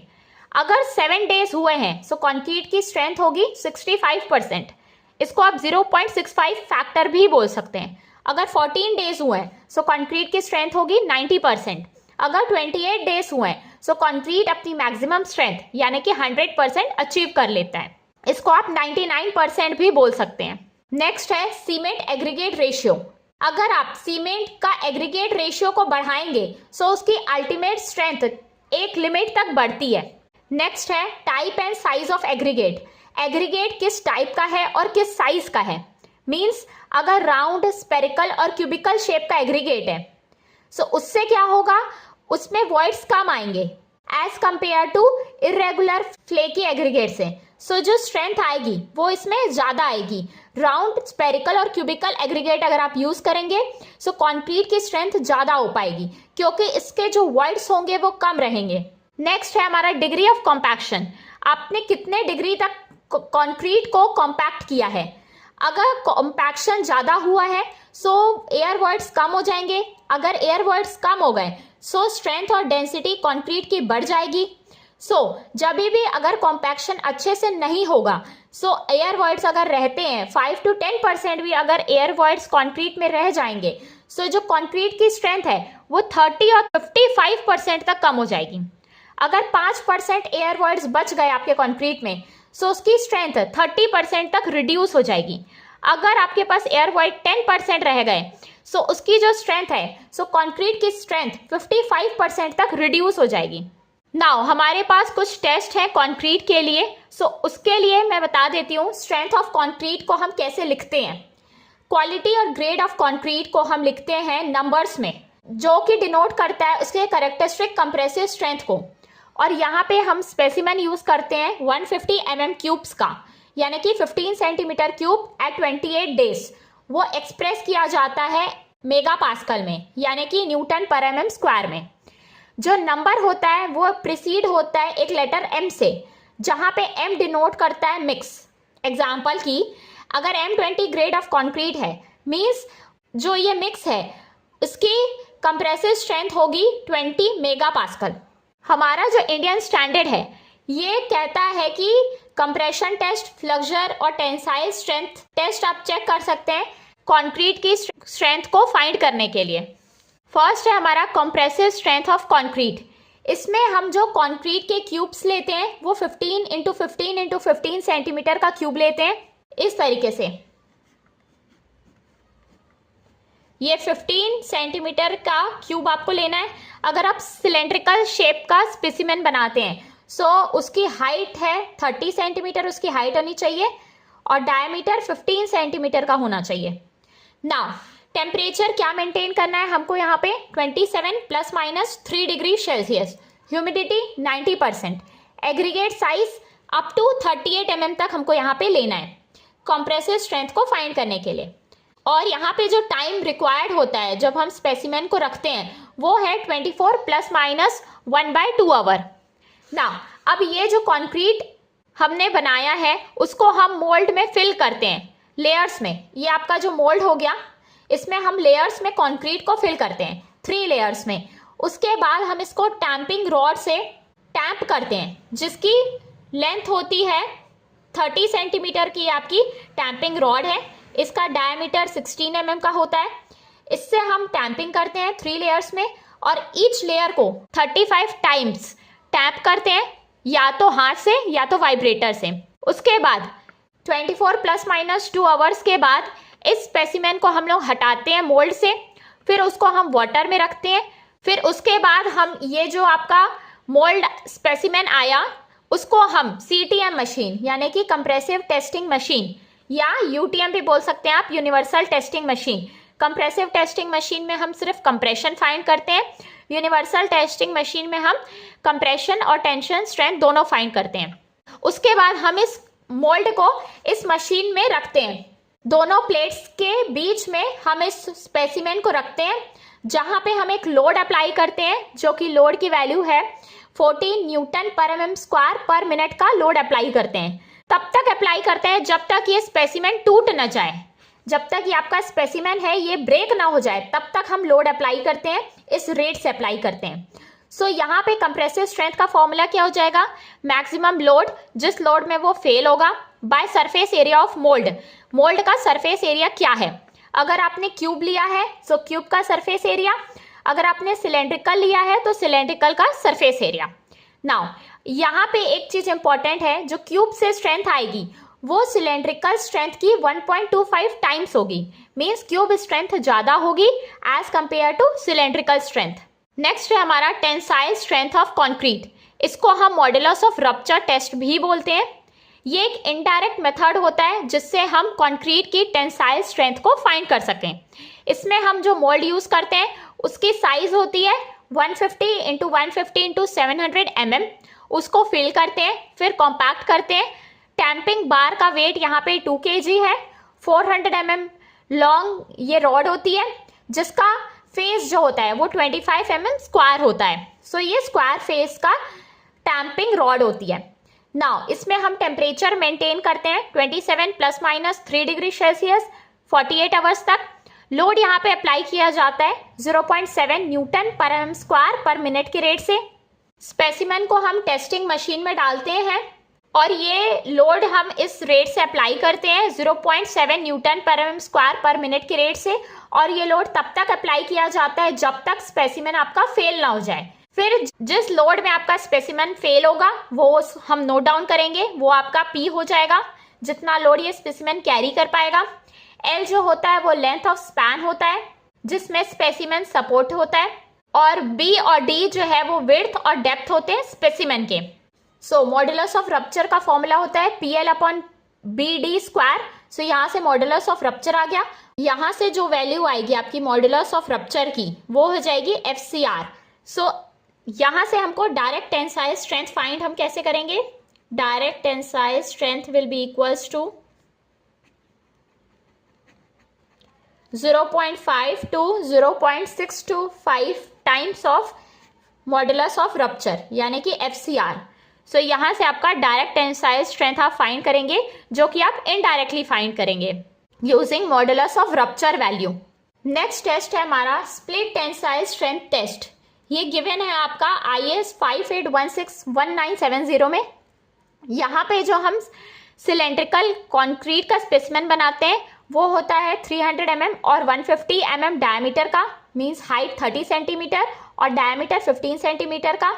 उसको हम हॉरिजॉन्टली रखते हैं लोडिंग सरफेस के बीच में CTM मशीन में। इस तरीके से हम उसको रखते हैं, हॉरिजॉन्टली हम उसको प्लेस करते हैं CTM मशीन में बीच में। फिर टेंसाइल स्ट्रेस हम फाइंड करते हैं जो कि सिग्मा इक्वल्स टू 2P/πdl होता है। यहाँ पे हम लोड तब तक अप्लाई करते हैं जब तक कि ये सिलेंडर का फेलियर ना हो जाए। और जिस रेट से ये लोड अप्लाई होता है वो है 1.2 megapascal per minute to 2.4 megapascal per minute. Generally क्या होता है, जो टेंसाइल स्ट्रेंथ होती है कंक्रीट की वो 10% होती है उसके कंप्रेसिव स्ट्रेंथ की। नाउ मल्टीपल चॉइस क्वेश्चंस में कई बार पूछा जाता है कौन सी स्ट्रेंथ ज्यादा होती है कंक्रीट की। सो क्यूब स्ट्रेंथ सबसे ज्यादा होती है, नेक्स्ट होती है सिलेंड्रिकल स्ट्रेंथ, नेक्स्ट है हमारा modulus of rupture strength, next है स्प्लिट टेंसाइल स्ट्रेंथ। सो ये स्ट्रेंथ का ऑर्डर होता है। वर्केबिलिटी एक ईज होता है जिससे हम कंक्रीट को अच्छे से ट्रांसपोर्ट, प्लेस या कॉम्पैक्ट कर सकते हैं बिना कोई सेग्रीगेशन और ब्लीडिंग के हुए। मतलब कि आपका कंक्रीट की क्वालिटी किस तरीके की है, उसकी वर्क करने की क्षमता कैसी है, उसको बोलते हैं वर्केबिलिटी। मीन्स आपने जब कंक्रीट के मिक्सचर को बनाया उसको आप अच्छे से ट्रांसपोर्ट या प्लेस या कॉम्पैक्ट कर सकते हैं कि नहीं, वो होती है वर्केबिलिटी ऑफ कंक्रीट। डेफिनेशन क्या है? Workability is the ease with which a concrete can be transported, placed and compacted without effective bleeding और सेग्रीगेशन। कंक्रीट का मिक्सचर सेग्रीगेट ना हो, मीन्स अलग अलग ना हो जाए, उसमें सीमेंट, एग्रीगेट और पानी मिक्स होता है, सो वो अलग अलग ना हो जाए। नेक्स्ट टॉपिक है हमारा फैक्टर्स अफेक्टिंग वर्केबिलिटी। वर्केबिलिटी को कौन कौन से फैक्टर्स अफेक्ट करते हैं? फर्स्ट है वाटर कंटेंट। अगर आपको हायर डिग्री ऑफ वर्केबिलिटी की जरूरत है सो वाटर कंटेंट को आपको इंक्रीज करना पड़ेगा। लेकिन अगर आप वाटर कंटेंट को इंक्रीज करेंगे तो स्ट्रेंथ जो होगी सीमेंट कंक्रीट की वो क्या हो जाएगी? कम हो जाएगी। इसीलिए आपको स्ट्रेंथ को मेंटेन करने के लिए along with the water content proportion of cement को हमको इंक्रीज करना पड़ेगा ताकि आपकी स्ट्रेंथ ऑफ कंक्रीट कम नहीं हो वाटर कंटेंट को इंक्रीज करने से। नेक्स्ट है सीमेंट कंटेंट। अगर आप सीमेंट के कंटेंट को कम कर देंगे तो जो आपका मिक्सचर है वो एक हार्श मिक्स बनेगा जिसकी वर्केबिलिटी कम होगी और पुअर फिनिशेबिलिटी रहेगी। और अगर आप कंक्रीट में सीमेंट के कंटेंट को बढ़ाएंगे तो उसमें क्या होगा? एक्सीलेंट कोहेसिवनेस आ जाएगी, बट वो थोड़े से स्टिकी होंगे। नेक्स्ट है आपका एग्रीगेट साइज। अगर आपका एग्रीगेट का साइज बड़ा है, अगर बिग साइज के एग्रीगेट है तो सरफेस एरिया क्या हो जाएगा? उनका कम हो जाएगा। अगर साइज ऑफ एग्रीगेट बड़े हैं तो सरफेस एरिया कम हो जाएगा और आपको जो सरफेस एरिया को वेट करना पड़ेगा वो भी कम रहेगा। तो क्या होगा, आपको जो पेस्ट की रिक्वायर होगी वो भी कम रहेगी लुब्रिकेशन के लिए, ताकि आप इंटरनल फ्रिक्शन को कम कर सकें। इसीलिए जो बड़े साइज के एग्रीगेट हैं उनकी वर्केबिलिटी ज़्यादा होती है as compare to small aggregate. Next है आपका शेप ऑफ एग्रीगेट। अगर आपके एग्रीगेट राउंड क्यूबिकल है तो वो ज़्यादा वर्केबल होंगे एज कंपेयर टू अगर आपके एग्रीगेट रफ हैं, एंगुलर हैं, फ्लैकी हैं। राउंड एग्रीगेट जो होते हैं उनके जो फ्रिक्शनल रेजिस्टेंस होता है वो कम होता है, इसीलिए लेस लुब्रिकेशन की उनको जरूरत पड़ती है। इसीलिए जो रिवर के सैंड और ग्रेवल होते हैं उनकी वर्केबिलिटी ज़्यादा होती है देन क्रश्ड सैंड और एग्रीगेट की। नेक्स्ट है सरफेस टेक्सचर। जो एग्रीगेट रफ सरफेस के होते हैं उनकी सरफेस एरिया ज़्यादा हो जाती है as compare to smooth aggregate. Smooth aggregate की सरफेस एरिया कम रहती है, इसीलिए जो स्मूथ एग्रीगेट होते हैं उनकी वर्केबिलिटी ज़्यादा होती है as compare to rough aggregate. अगर सरफेस एरिया ज़्यादा है तो आपको ज़्यादा पेस्ट की जरूरत पड़ेगी और स्मूथ एग्रीगेट का सरफेस एरिया कम होता है, इसीलिए आपको कम पेस्ट की जरूरत पड़ती है और वो ज़्यादा वर्केबल होते हैं। नेक्स्ट है आपका ग्रेडिंग ऑफ एग्रीगेट। अगर आपके एग्रीगेट्स वेल ग्रेडेड हैं, मीन्स बड़े एग्रीगेट हैं, उसमें फिर छोटे मिक्स हैं, फिर उसमें और छोटे मिक्स हैं, सो वो वर्केबिलिटी को क्या होता है बढ़ा देते हैं। क्यों? क्योंकि उनके जो स्पेसेस होते हैं वो ऑक्यूपाइड हो जाते हैं छोटे बड़े, बड़े छोटे के साथ मिक्स होके, इसीलिए जो उसमें वॉइड्स होते हैं वो कम होते हैं। सो इसीलिए अगर वेल ग्रेडेड एग्रीगेट है तो उनकी वर्केबिलिटी ज़्यादा होगी। नेक्स्ट है एडमिक्सचर्स। एडमिक्सचर्स जैसे कि plasticiser, super plasticiser, air entraining agents अगर आप ऐड करते हैं तो इससे क्या होता है इंटरनल फ्रिक्शन कम हो जाता है और वर्केबिलिटी बढ़ जाती है। नेक्स्ट है हमारे पास मेजरमेंट ऑफ वर्केबिलिटी। वर्केबिलिटी को हम कैसे मेजर करते हैं? सो हमारे पास यहाँ पे 4 टेस्ट हैं, slump test, compacting factor test, Vee Bee consistometer test, next है फ्लो टेस्ट। इसके बारे में जो भी रिक्वायरमेंट है वो गिवन है आपकी IS 1199 में। सो पहला है आपका स्लम टेस्ट। स्लम टेस्ट में एक फ्रस्टम होता है कोन का, जिसकी टॉप डायमीटर 10 सेंटीमीटर की होती है, बॉटम डायमीटर 20 सेंटीमीटर की होती है और हाइट 30 सेंटीमीटर की होती है। इस तरीके से ये आपका फ्रस्टम ऑफ कोन है। इसकी top dia 10 centimetre, bottom dia 20 centimetre और हाइट 30 सेंटीमीटर। mm में बोलेंगे तो ये 100 mm, ये 200 mm, ये 300 mm। ये मोल्ड है आपका स्लम्प के लिए। नाउ इसमें हम एक स्टील की टैंपिंग रॉड यूज़ करते हैं जिसकी 16 mm डायमीटर है और 0.6 मीटर लॉन्ग रॉड होती है। और अब हम क्या करते हैं, मोल्ड को प्लेस करते हैं एक स्मूथ हॉरिजॉन्टल सरफेस में। फिर क्या करते हैं, कंक्रीट को हम 4 लेयर्स में फिल करते हैं, approximately 1/4 of the height of the mould. जो आपका मोल्ड का हाइट है उसमें 1/4 हिस्से में अप्रॉक्सीमेटली हम 4 लेयर्स डालते हैं। फिर हर एक लेयर को हम 25 बार टैंप करते हैं रॉड से इवनली हर जगह पे। जैसे आपका ये कोन है, फ्रस्टम ऑफ कोन सर्कल है, तो सर्कल के चारों तरफ, सेंटर में, बीच में, आसपास हम इसको टैंपिंग करते हैं 25 टाइम्स। फिर क्या होता है, वो जो मोल्ड है उसको हम ऊपर से उठा देते हैं। फिर ये मोल्ड को हम ऊपर से वर्टिकली उठा देते हैं। फिर क्या होता है, जो कंक्रीट होता है वो सबसाइड होता है, साइड में गिरने लगता है या थोड़ा सा उसमें डिस्प्लेसमेंट आता है और उस सब्सिडेंस को हम स्लम्प ऑफ कंक्रीट बोलते हैं। और जो डिफरेंस आता है आपका, जो हाइट की मोल्ड होती है और जो हाईएस्ट पॉइंट होता है आपका सब्सिडेड कंक्रीट का mm में, वो होता है आपका स्लम्प ऑफ कंक्रीट। जैसे कि यहाँ पे आप देख सकते हैं, ये आपकी मोल्ड की साइज है, स्लम्प यहाँ तक आया है, सो ये हो गया आपका ट्रू स्लम्प। जब आपका स्लम्प E1 के फॉर्म में ढहेगा वो होता है ट्रू स्लम्प। जब आपका स्लम्प एक साइड हाइटेड रहेगा और नीचे साइड ढह गया रहेगा वो होता है आपका शियर स्लम्प। ये आपकी हाइट हो गई। नाउ अगर आपका पूरा ढह जाता है कंक्रीट, सो ये हो जाता है आपका कोलैप्स स्लम्प। ये जो मेथड है ये वेरी वेट और वेरी ड्राई कंक्रीट के लिए नहीं यूज होता। और हम ये भी बोल सकते हैं ये मेथड वेरी हाई वर्केबिलिटी और वेरी लो वर्केबिलिटी कंक्रीट के लिए भी हम यूज नहीं कर सकते, क्योंकि उसमें आपका जो सब्सिडेंस है वो क्लियरली हम मेजर नहीं कर पाएंगे, क्योंकि वो तो पूरा ढह जाएगा या तो बिल्कुल नहीं ढहेगा। इसीलिए वेरी वेट और वेरी ड्राई कंक्रीट के लिए हम ये मेथड नहीं यूज करते हैं। नाउ कॉम्पिटिटिव एग्जाम में कई बार क्वेश्चंस आते हैं इससे रिलेटेड। स्लम्प की आपको वैल्यू गिवन होती है, पूछता है कि वर्केबिलिटी की डिग्री क्या होगी। सो आप इसको एक बार देख लीजिए। डिग्री ऑफ वर्केबिलिटी स्लम्प आपका mm में आएगा। अगर स्लम्प 0 to 25 है तो वर्केबिलिटी उसकी बहुत कम रहेगी, वेरी लो। अगर स्लम्प 25 to 50 है सो उसकी डिग्री ऑफ वर्केबिलिटी लो रहेगी। अगर स्लम्प की वैल्यू 50 to 100 है सो वो मीडियम वर्केबिलिटी का कॉन्क्रीट है। अगर स्लम्प की वैल्यू 100 to 175 है सो हाई वर्केबल कॉन्क्रीट है। जनरली इस रेंज के क्वेश्चंस आते हैं, स्लम्प की वैल्यू 60 गिवन होता है और पूछता है डिग्री ऑफ वर्केबिलिटी क्या है, सो वो मीडियम वर्केबिलिटी में आएंगे। नेक्स्ट टेस्ट हमारे पास कॉम्पैक्टिंग फैक्टर टेस्ट। ये टेस्ट ज़्यादा एक्यूरेट होता है और सेंसिटिव होता है as compare to slump test. ये यूज किया जाता है उन कॉन्क्रीट के लिए जिनकी वर्केबिलिटी मीडियम और लो के रेंज में होती है, जहां पे स्लम्प टेस्ट सुटेबल नहीं होता। कॉम्पैक्शन फैक्टर का फॉर्मूला यहाँ पे यूज होता है, that is mass of partially compacted concrete by mass off fully compacted concrete. ये आपका अपैरेटस है, इसमें ये अपर हॉपर है, ये लोअर हॉपर है, ये सिलेंडर है। हम कॉन्क्रीट के मिक्स को सबसे पहले यहाँ डालते हैं, फिर ये गेट होता है यहाँ पे, उसको हम ओपन करते हैं, फिर ये लोअर हॉपर में जाता है, फिर यहाँ से हम एक गेट ओपन करते हैं, ट्रैप गेट, फिर यहाँ से जो कॉन्क्रीट है वो सिलेंडर में जाता है। इसके डायमेंशंस आपको पता होना चाहिए। इसका जो ऊपर का डायमीटर है वो है 25.4 सेंटीमीटर, इसका बॉटम डाया है 12.7 सेंटीमीटर और इसकी जो हाइट है वो है 27.9। नाउ जो लोअर हॉपर है इसका ऊपर का डायमीटर है 22.9 और बॉटम का जो डायमीटर है वो है 12.7, सेम इसी के जितना, और इसकी जो हाइट है वो है 22.9 सेंटीमीटर।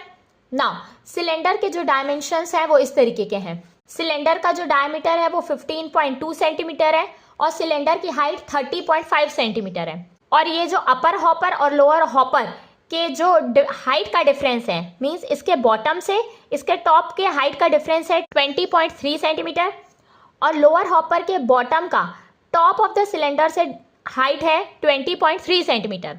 ये आपको डायमेंशंस भी कई बार एग्जाम में पूछा जाता है। अब इसमें हम क्या करते हैं, कंक्रीट को सबसे पहले यहाँ पे डालेंगे, फिर नेक्स्ट ये कंक्रीट यहाँ जाएगा ग्रेविटी के थ्रू, फिर ये यहाँ जाएगा। अब यहाँ पे क्या होता है, जिस तरीके से कंक्रीट जाता है ये ग्रेविटी के द्वारा गया, सो ये हो जाएगा आपका mass of partially compacted concrete. यहाँ से जो ऑब्टेन्ड होगा आपको पार्शली कॉम्पैक्टेड कंक्रीट की वैल्यू, मतलब ये ग्रेविटी के थ्रू होगी, उसको हम यहाँ लिखेंगे। फिर जो mass of fully compacted concrete हम कैसे फाइंड करेंगे, जैसे हमने स्लम्प टेस्ट में किया, सिलेंडर में हम कंक्रीट को फिल करेंगे, फिर उसमें 4 लेयर्स में हम कंक्रीट को डालेंगे, फिर ईच लेयर को हम 25 टाइम्स टैंपिंग ब्लो के थ्रू उसको टैंपिंग करेंगे, फिर जो वैल्यू आएगी वो हो जाएगी आपकी mass of fully compacted concrete की।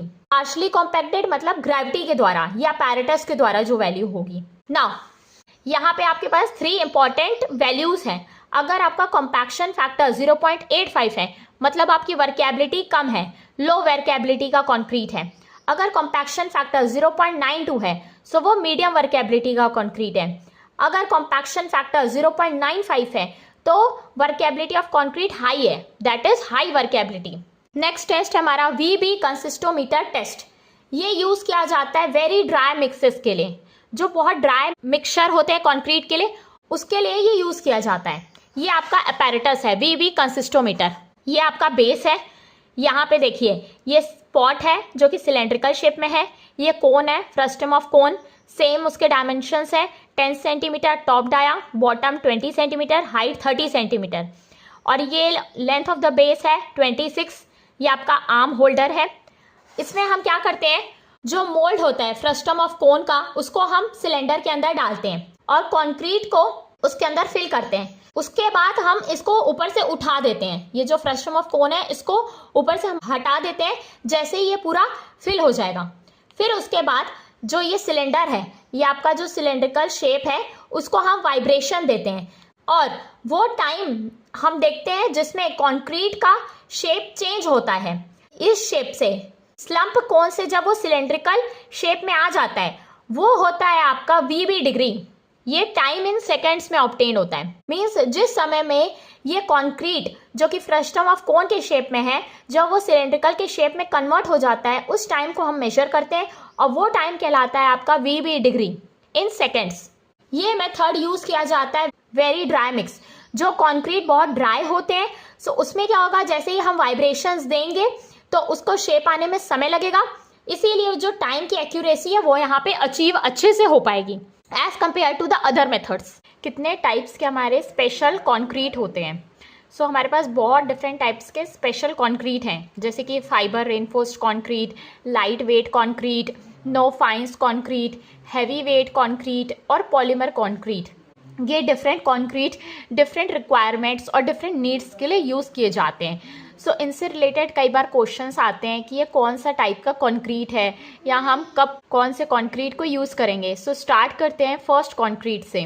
Fibre reinforced concrete, FRC is defined as a composite material. ये कंपोजिट मटेरियल होता है जो कि कंसिस्ट होता है, मिक्सचर होता है सीमेंट, कंक्रीट और डिसकंटिन्यूअस या डिस्क्रीट या यूनिफॉर्मली डिस्ट्रीब्यूटेड सुटेबल फाइबर्स। इस कंक्रीट में सीमेंट होता है, कंक्रीट होता है और डिफरेंट फाइबर्स होते हैं। यहाँ पे जो फाइबर्स होते हैं वो डिफरेंट शेप और साइजेस के होते हैं, जो कि ऑब्टेन्ड होते हैं स्टील, प्लास्टिक या ग्लास या नेचुरल मटेरियल से। और सबसे ज़्यादा जो फाइबर यूज़ होता है वो है स्टील फाइबर। नाउ अब अगर इसका हम कंपैरिजन करेंगे प्लेन कंक्रीट से, तो जो फाइबर रेनफोर्स कंक्रीट होते हैं ये ज़्यादा टफर होते हैं और मोर रेजिस्टेंट होते हैं इम्पैक्ट से। और इनका यूज़ कहाँ पे होता है? फाइबर रेनफोर्स्ड कंक्रीट यूज़ होते हैं पाइप्स, पैनल्स, कंपोजिट डेक्स और वॉल्स में। नेक्स्ट है हमारा लाइट वेट और फोम कंक्रीट। ये मैन्युफैक्चर किया जाता है बाय यूजिंग फोमिंग मटेरियल या एयर एंट्रेनिंग एजेंट्स डालते हैं सीमेंट स्लरी में। और लाइट वेट सैंड और एग्रीगेट्स को हम यहाँ पे यूज़ करते हैं ताकि जो वेट है कंक्रीट का वो कम हो जाए। यहाँ पे हम फोम यूज़ करते हैं, एयर एंट्रेनिंग एजेंट को मिक्स करते हैं सीमेंट स्लरी के साथ और लाइट वेट सैंड और एग्रीगेट यूज़ करते हैं। इसकी जो डेंसिटी है वो वेरी करती है 300 to 1850 kg per metre cube. ये जनरली 3 क्लास में क्लासीफाइड होते हैं। फर्स्ट है porous light weight aggregate, second है अरेटेड सेलुलर या गैस फोम्ड कंक्रीट, थर्ड होते हैं नो फाइंस कंक्रीट। जब लाइट वेट एग्रीगेट जिनकी स्पेसिफिक ग्रेविटी कम होती है वो जब हम यूज़ करते हैं वो कहलाते हैं आपके लाइट वेट कंक्रीट, जब लाइट वेट का एग्रीगेट हम यूज़ करेंगे। नाउ यहाँ पे जब लार्ज वॉइड्स इंट्रोड्यूस किए जाएंगे कंक्रीट के अंदर, उसको हम बोलते हैं एरेटेड सेलुलर या गैस और फोम्ड कंक्रीट, जब हम वॉइड्स को इंट्रोड्यूस करेंगे कंक्रीट में। नेक्स्ट हमारा no fines concrete. No fines concrete में जो सैंड होता है उसको हम हटा देते हैं। कंक्रीट बनाते समय सैंड का हम यूज़ ही नहीं करते। So no fine concrete is obtain by omitting the sand fraction from the aggregate. Aggregate से सैंड को हटा देंगे। और जो फोमिंग एजेंट्स होते हैं ये बहुत सारे माइन्यूट एयर बबल फॉर्म करने लगते हैं कंक्रीट मास के ऊपर, इसीलिए जो कंक्रीट होता है वो लाइट वेट का होता है। नेक्स्ट टाइप की कंक्रीट है लाइट वेट एग्रीगेट कंक्रीट। जब भी हम लाइट वेट का एग्रीगेट यूज़ करेंगे वो कहलाएगी आपकी लाइट वेट एग्रीगेट कंक्रीट। और जो भी लाइट वेट एग्रीगेट कंक्रीट की प्रॉपर्टीज़ होंगी वो डिपेंड करेगी कि किस टाइप का आपने लाइट वेट एग्रीगेट को यूज़ किया है। जैसे कि पहला है आपका नेचुरल लाइट वेट एग्रीगेट जो नेचुरली लाइट वेट होते हैं, और दूसरे वो जो आर्टिफिशियली लाइट वेट एग्रीगेट होते हैं जो आर्टिफिशियली बनाए जाते हैं लाइट वेट। जैसे कि नेचुरल लाइट वेट में आपका आता है प्यूमाइस, स्कोरिया, सॉडस्ट, राइस हस्क, और सबसे ज़्यादा जो यूज़ होता है वो है प्यूमाइस। और कंक्रीट जो इस एग्रीगेट से बनाया जाता है उसकी एब्जॉर्प्शन और श्रिंकेज ज़्यादा होता है। नेक्स्ट है आर्टिफिशियल लाइट वेट एग्रीगेट। इसमें हम आर्टिफिशियली एग्रीगेट को लाइट वेट करते हैं।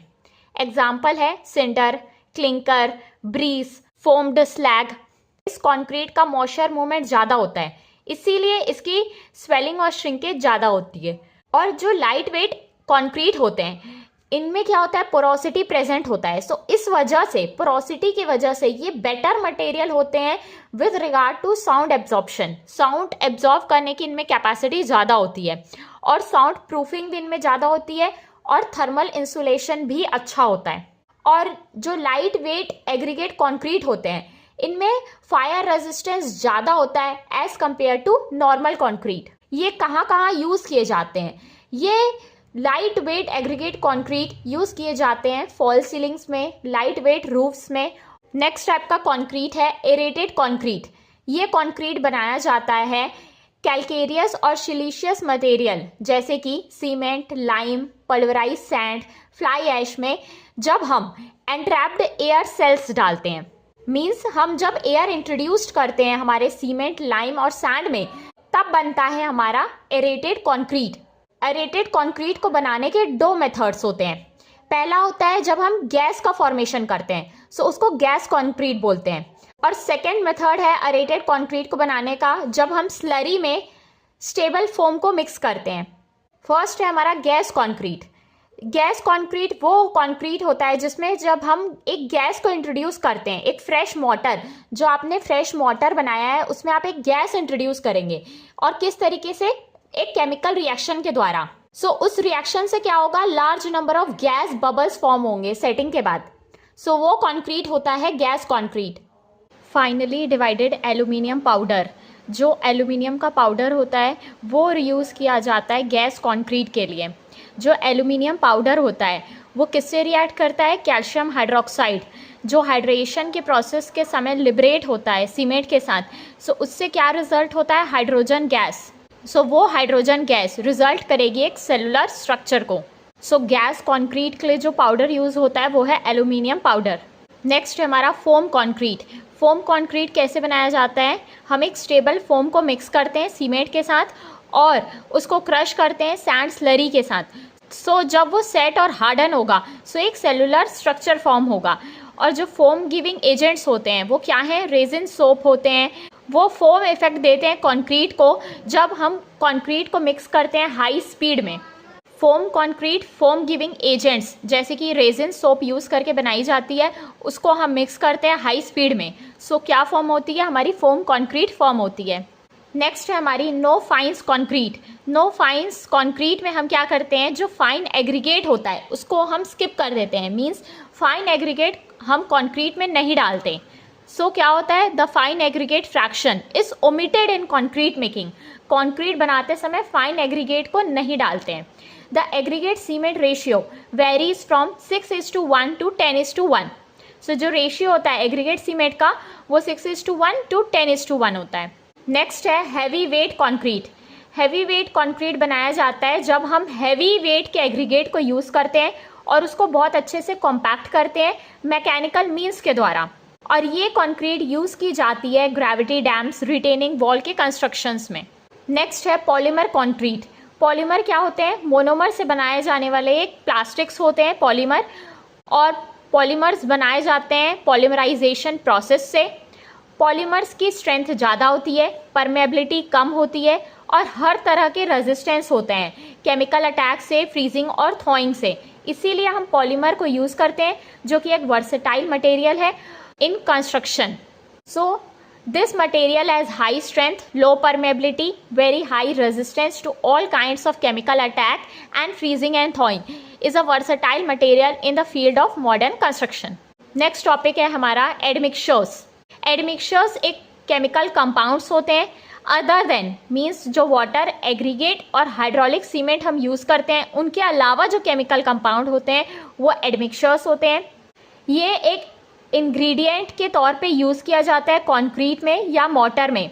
ये ऑर्गेनिक भी हो सकते हैं और इनऑर्गेनिक भी हो सकते हैं और दोनों के कॉम्बिनेशन से भी बन सकते हैं। ये हम इमिडिएटली ऐड करते हैं या तो जस्ट पहले या जस्ट बाद में मिक्सिंग के समय, ताकि जो कंक्रीट की प्रॉपर्टीज़ हैं उनको हम मॉडिफाई कर सकें। मींस अपने रिक्वायरमेंट के अकॉर्डिंग जब हमको कंक्रीट की प्रॉपर्टीज़ चाहिए होती है तब हम एडमिक्सचर्स डालते हैं। ये डाला जाता है प्लास्टिक या हार्डन स्टेट में। एडमिक्सचर्स के बहुत सारे प्रॉपर्टीज़ हैं, इसीलिए हम एडमिक्सचर्स को अलग अलग जगहों पे यूज़ करते हैं। So use of admixtures, admixtures कहाँ कहाँ यूज़ किया जाता है। First, to increase the workability without changing water content. अगर हमको वर्केबिलिटी को बढ़ाना है, मीन्स कंक्रीट को वर्केबल बनाना है, तो हमको एडमिक्सचर्स हम ऐड करते हैं। और एडमिक्सचर्स ऐड करने से हमको वाटर कंटेंट को चेंज करने की ज़रूरत नहीं पड़ती। हम limited amount of water content में भी वर्केबिलिटी को बढ़ा सकते हैं। और to reduce the water content without changing workability, water content को हम कम भी कर सकते हैं वर्केबिलिटी को बिना इफेक्ट किए। To affect a combination of above, कोई भी यूज़ के लिए हम एडमिक्सचर्स को यूज़ कर सकते हैं। To decrease the density of concrete, जब हमको कंक्रीट की डेंसिटी को कम करना है। To reduce segregation and bleeding, जब हमको सेग्रीगेशन और ब्लीडिंग हम चाहते हैं कि कंक्रीट में नहीं हो, तभी भी हम एडमिक्सचर्स यूज़ करते हैं। टू इम्प्रूव पंपेबिलिटी, कंक्रीट को पंप करने की एबिलिटी को बढ़ाने के लिए भी हम एडमिक्सचर्स को यूज़ करते हैं। To increase a resistance to chemical attack, hence inhibits the corrosion of concrete, chemical attack से बचाने के लिए भी हम एडमिक्सचर्स को ऐड करते हैं ताकि कंक्रीट में कोरोशन नहीं हो। नाउ एडमिक्सचर्स कितने टाइप्स के होते हैं? Types of admixtures, first plasticiser, second super plasticiser, third air entrainers, fourth accelerator, fifth retarders, sixth others. Admixtures basically use किए जाते हैं to delay, accelerate and reduce the water cement ratio, water cement ratio को कम करने के लिए और किसी भी रिएक्शन को बढ़ाने के लिए और डिले करने के लिए हम एडमिक्सचर्स को यूज़ करते हैं। फर्स्ट है हमारा प्लास्टिसाइजर, इसको वाटर रिड्यूसर्स भी बोलते हैं। इसका मेन पर्पस होता है पानी की मात्रा को कम करना। So chemicals added to improve plasticity of fresh concrete, that is improving workability for a given water cement ratio or maintains workability with a reduced amount of water। जब हमको पानी कम डालना पड़े और वर्केबिलिटी को हम मेंटेन कर सकें, उसके लिए हम प्लास्टिसाइजर का यूज़ करते हैं ताकि पानी का यूज़ कम हो पाए। इसके एग्जांपल्स हैं लिग्नोसल्फोनिक एसिड और उनके सॉल्ट्स, जैसे कि कैल्शियम के लिग्नोसल्फोनिक एसिड और सोडियम के लिग्नोसल्फोनिक एसिड्स और उनके सॉल्ट्स को एज अ प्लास्टिसाइजर यूज़ किया जाता है। अदर एग्जांपल है हाइड्रोक्सिलेटेड कार्बोक्सिलिक एसिड और उसके salts. Next polyglycol esters and carbohydrates, ये सब एज अ प्लास्टिसाइजर्स यूज़ किए जाते हैं। Now doses of plasticiser, plasticiser का कितने डोज की ज़रूरत पड़ती है? 200 ml टू 450 ml पर 100 kg ऑफ सीमेंटीशियस मटेरियल। अगर 100 kg का सीमेंट का मटेरियल है तो उसमें हमको प्लास्टिसाइजर की जरूरत पड़ेगी 200 ml से 450 ml तक। और प्लास्टिसाइजर जनरली यूज़ किए जाते हैं 0.1% to 0.4% by weight of cement. जितना आपका सीमेंट का वेट है उसका 0.1 टू 0.4% प्लास्टिसाइजर को हम यूज़ करते हैं। प्लास्टिसाइजर्स जो होते हैं वो वाटर रिक्वायरमेंट को 10% तक रिड्यूस कर देते हैं। Plasticiser use can attain given strength with lower cement content, means plasticiser को यूज़ करने से हम एक ऐसी स्ट्रेंथ को अचीव कर सकते हैं जिसमें हमको सीमेंट की भी मात्रा की कम जरूरत पड़े। नेक्स्ट है हमारे सुपर प्लास्टिसाइजर, ये होते हैं हाई रेंज वाटर रिड्यूसर। जब हमको पानी की मात्रा बहुत कम करनी रहती है तब हम यूज़ करते हैं super plasticiser. Use of super plasticiser as admixture permits lower water cement ratio, इससे हमको लो वाटर सीमेंट रेशियो की ज़रूरत पड़ती है। स्ट्रेंथ को हम बढ़ा सकते हैं, thereby strength is increased. Also workability is greatly enhanced, workability को भी हम बढ़ा सकते हैं। और सुपर प्लास्टिसाइजर का जो डोज है वो डिपेंड करता है सीमेंट में। अगर आपके सीमेंट के पार्टिकल्स ज़्यादा फाइन है सो आपको जो सुपर प्लास्टिसाइजर का डोज है वो ज़्यादा ज़रूरत पड़ेगा। Finer the cement higher the super plasticiser dose. Example, जो सुपर प्लास्टिसाइजर्स के एग्जाम्पल हैं वो क्या है? Sulphonated melamine formaldehyde, condensates, modified lignosulphonate MLS। इससे जो वाटर रिक्वायरमेंट होती है वो 20 to 40% रिड्यूस की जा सकती है। प्लास्टिसाइजर में हम वाटर की रिक्वायरमेंट को 10% तक कम कर सकते हैं, मगर सुपर प्लास्टिसाइजर से हम वाटर की रिक्वायरमेंट को 20% से लेके 40% तक कम कर सकते हैं। नेक्स्ट है एयर एंट्रेनर्स। एयर एंट्रेनर्स क्या होते हैं? इसमें हम एयर एंट्रेनिंग एजेंट्स डालते हैं। इसमें एयर एंट्रेनिंग एजेंट्स डालते हैं तो जो एयर होती है वो आती है बबल्स के फॉर्म में सीमेंट पेस्ट के अंदर। सीमेंट पेस्ट के अंदर जब air in the form of bubbles आती है वो होते हैं एयर एंट्रेनिंग एजेंट्स।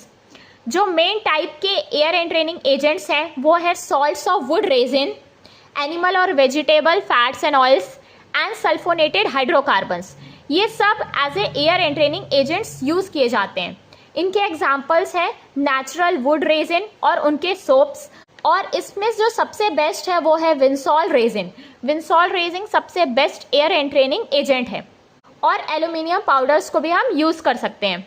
जब भी हम कंक्रीट में एयर डालेंगे तो कॉमन सी बात है स्ट्रेंथ रिड्यूस होगी।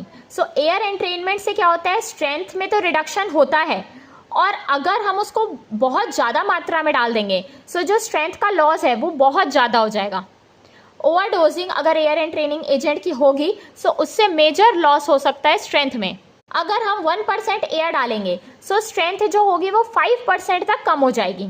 Use of ground granulated blast furnace slag GGBS और फ्लाई ऐश यूज किए जाते हैं ताकि हम एयर के अमाउंट को कम कर सकें। नेक्स्ट है एसिलेटर्स। ये एडमिक्सचर्स जो होते हैं इसमें जो सबसे ज़्यादा यूज़ किया जाता है वो है कैल्शियम क्लोराइड। ये स्पीड करता है केमिकल रिएक्शन को, मीन्स जो कंक्रीट बनता है सीमेंट और वाटर से उसमें सीमेंट और वाटर के रिएक्शन को बढ़ाता है। और एसिलेटर्स जो होते हैं वो रेट ऑफ सेटिंग को भी इंक्रीज करते हैं, मतलब एसिलरेट करते हैं ताकि कंक्रीट जल्दी सेट हो पाए और अर्ली स्ट्रेंथ गेन कर पाए। और जो कम यूज़ किए जाने वाले एसिलेटर्स हैं वो है sodium chloride, sodium sulphate, sodium hydroxide, sodium carbonate, potassium sulphate, potassium hydroxide. Accelerators generally हम वहाँ पे यूज़ करते हैं जहाँ पे हमको सेटिंग जल्दी करानी है, रैपिड सेटिंग करानी है और जो स्ट्रेंथ हमको चाहिए वो जल्दी चाहिए। हाई अर्ली स्ट्रेंथ की जब हमको ज़रूरत पड़ेगी तब हम एसिलेटर्स को यूज़ करेंगे। और ये जनरली कहाँ पे यूज़ किया जाता है, जहाँ पे कंक्रीटिंग हमको ठंडे जगहों पे करनी रहती है, जहाँ पे बहुत ठंडा क्लाइमेट होता है, वहाँ हम एसिलरेटर्स को यूज़ करते हैं ताकि रिएक्शन को फास्ट करा पाएँ, रैपिड सेटिंग हो पाए और अर्ली स्ट्रेंथ अचीव हो पाए। जो सबसे ज़्यादा यूज़ होने वाला एसिलेटर्स है वो है कैल्शियम क्लोराइड। नेक्स्ट है रिटार्डर्स। ये वो एडमिक्सचर्स होते हैं जो केमिकल रिएक्शन को स्लो करते हैं। सीमेंट और पानी के बीच जो केमिकल रिएक्शन होता है उनको स्लो करते हैं रिटार्डर्स। और इनसे क्या होता है, सेटिंग टाइम बढ़ जाती है, लॉन्गर सेटिंग टाइम होती है और जो इनिशियल स्ट्रेंथ गेन होती है वो स्लो होती है। रिटार्डर्स मींस जनरली हर एक प्रोसेस को ये स्लो करते हैं, सेटिंग को स्लो करेंगे और इनिशियल स्ट्रेंथ गेन को भी स्लो करते हैं। जो कॉमनली यूज्ड रिटार्डर्स हैं वो है कैल्शियम सल्फेट और जो दूसरे एग्जांपल्स हैं जैसे कि hydroxylated carboxylic acid, lignin, sugar, cellulose products, ये सब एज अ रिटार्डर यूज किए जाते हैं। रिटार्डर्स जनरली हमको वहाँ यूज करते हैं जहाँ पे हॉट वेदर होता है। Placing concrete in hot weather particularly when the concrete is pumped. जब हमको कंक्रीट को पंपिंग करना है ताकि हर प्रोसेस स्ट्रेंथ स्लो हो पाए और सेटिंग स्लो हो, वहाँ पे हम रिटार्डर यूज करते हैं। और जहाँ पे हमको कंक्रीट को लंबे समय तक ट्रांसपोर्ट करना रहता है वहाँ पे भी हम रिटार्डर्स यूज करते हैं। नेक्स्ट है पोजोलानास। जब हम पोजोलाना को एज ए एडमिक्सचर्स यूज करते हैं वो क्या होते हैं, पोजोलाना जनरली सिलिशियस मटेरियल होते हैं जिनकी खुद की कोई भी प्रॉपर्टी नहीं होती, means which are themselves inactive. वो इनएक्टिव के फॉर्म में होते हैं, मगर जब भी ये वाटर के साथ रिएक्ट करते हैं समय के साथ ये ऐसे कंपाउंड्स बनाते हैं जिनकी सीमेंटेशियस प्रॉपर्टीज होती है। जो पोजोलाना होते हैं वो फ्री लाइम जो सीमेंट में प्रेजेंट होता है उनके साथ रिएक्ट करते हैं और कंक्रीट की ड्यूरेबिलिटी को इम्प्रूव करते हैं और जो रेट ऑफ हार्डनिंग है कंक्रीट का उसको कम करते हैं, जो कि हमारा मेन काम होता है। जनरली पोजोलाना के एग्जांपल्स क्या है, lime, fly ash, burnt clay and blast furnace slag, ये सब पोजोलाना के एग्जांपल्स हैं।